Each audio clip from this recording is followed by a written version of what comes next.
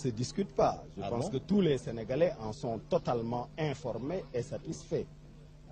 Quand j'étais Premier ministre, le lendemain de ma déclaration de politique générale, il n'y avait plus de bons impayés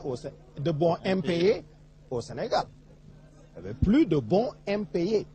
J'ai tenu à payer tous les bons dus aux paysans. J'ai fait recruter 15 000 fonctionnaires pour que des infirmières, des policiers, des gendarmes puissent aller servir dans des infirmeries, des polices et des salles de classe qui étaient fermées. Vous dites bien 15 000. 15 000 fonctionnaires.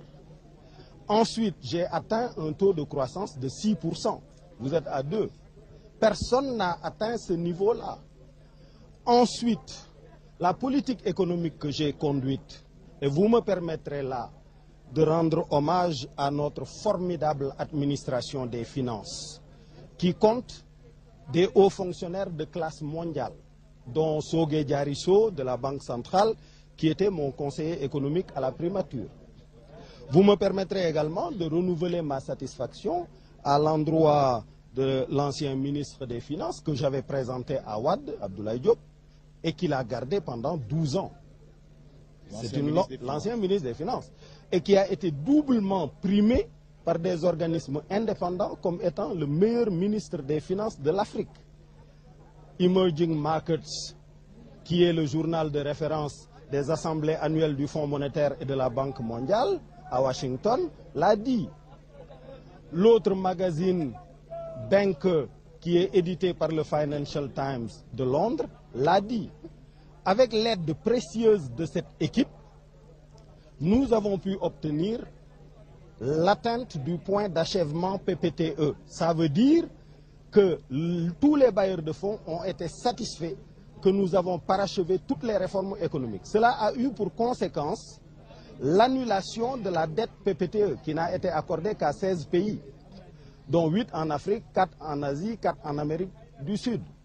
Et cela avait généré pour le budget du Sénégal 70 milliards de francs CFA par an. C'est cette même politique économique qui a abouti à l'IADM, l'initiative d'annulation de la dette multilatérale, qui a fait qu'on a pardonné au Sénégal 1272 milliards de francs CFA de dette internationale.